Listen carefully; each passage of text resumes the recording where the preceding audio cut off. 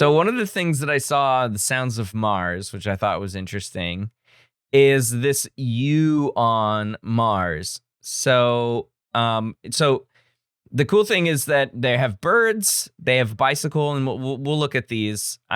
You can download them as well. Wow, they did a lot actually. One small step for man, one small giant leap for mankind.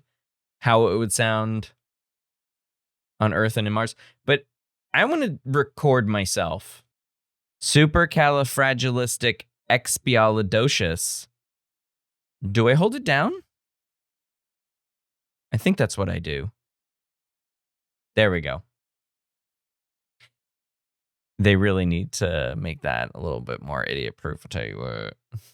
Me on Mars. Supercalifragilisticexpialidocious. Do I hold it down?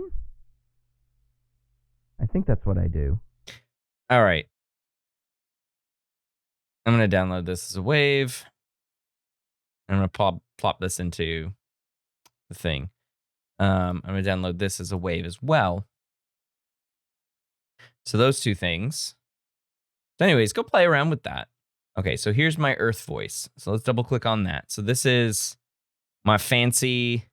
So you can see how a voice looks quite different. Now, if I were to merge these two, you'd be able to see it better. Okay, so things to note about my voice here. Things to note. Okay. I've got a pretty good noise filter. There's only a little bit of, if I were to like zoom in a lot here, stop. You can barely see like this purplish. I basically have to highlight it to get some backlight to it, but you can barely see this. And that's a testament to my real-time processing. Thanks.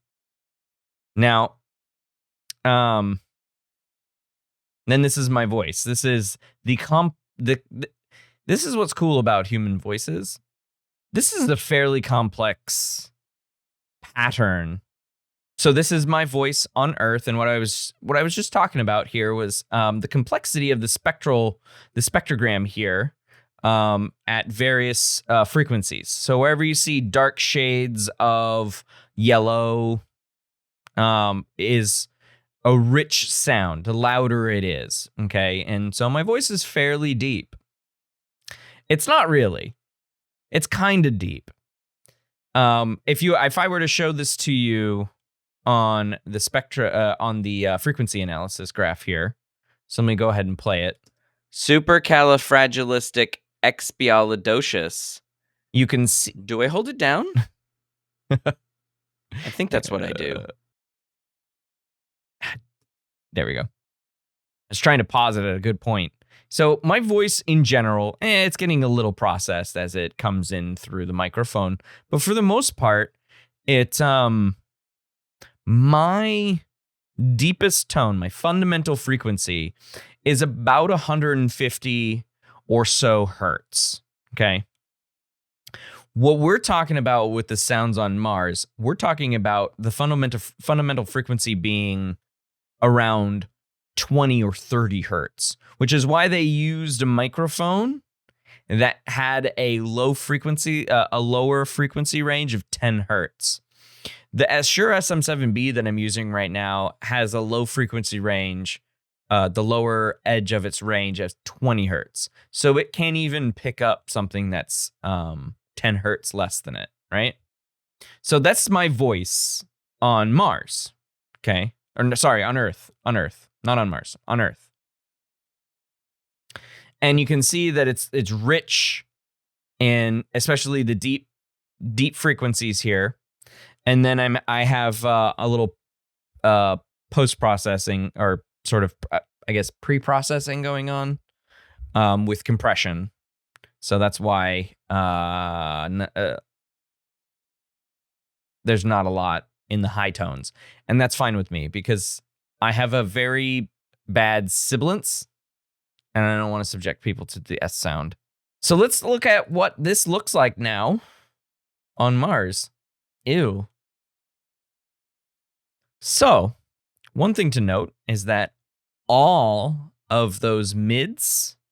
Mids are generally from 2,000 to about 10,000 hertz. Kilohertz. Sorry. No, hertz. 2,000 to 10,000 or 2 to 10 kilohertz. Been a long day. And so you can see that on Mars, all of those high frequency, I'm going to go back to it. Gone. Gone's, I tell you. Gone. Okay. So if we listen to it, actually, oh no, it's going to start at the, so this is at the beginning. Supercalifragilisticexpialidocious. Do I hold it down? I think that's what I do. Nothing higher than about 4,000. Nothing higher about 4,000. Right? Supercalifragilisticexpialidocious. Do I hold it down? I think that's what I do. Supercalifragilistic. Look at that. 4,000 hertz. Anybody want to take a guess why higher frequencies don't I think that's what I do. travel in the Martian atmosphere? It's the opposite reason why high-pitched sounds travel really well in water. Surface pressure, 0.6 kilopascals, or basically no atmosphere. Basically 0.01 atmospheres. 95, almost 96% carbon dioxide. Yeah, sound travels better in denser materials because there are more molecules to hit into each other, right? But this is especially important for high frequency sounds because you need them to hit each other at higher rates, right? They need to smack into each other even more frequently, hence higher frequency, right? Than lower frequencies. So we lose all sound at over 4,000 hertz because there just isn't enough stuff in Mars's atmosphere to transmit the sound. So you basically just... But one of the things they do in this processing, I can show you in Audition, one of the things they do is actually fairly simple. So let me open up voice here, my voice on Earth, and I'm going to go ahead and add an effect to it. And it's going to be what's called a parametric equalizer. So we're not going to do that. We're going to go to default. Okay. So this is an EQ setting, and so we can raise and lower any specific frequencies. And so essentially what I'm going to do here, I want to turn off 5 because I don't need it. No, I don't want H. I want a low pass filter. I guess I don't need 5 or 4 or 3. I don't really need any of these. And this is what I'm going to do. Where's 4? There it is. So I haven't changed anything else, and I can bring up the preview to show you what happens when I do that. So I've set the low pass filter for high sounds here. 4,000 is where it's going to drop off, and I can actually bring this just so it is. And you can see here on the spectral frequency display, nothing else matters. So if I play this, Supercalifragilistic. you can still see that some is coming do I hold in. It down? I think that's what I do.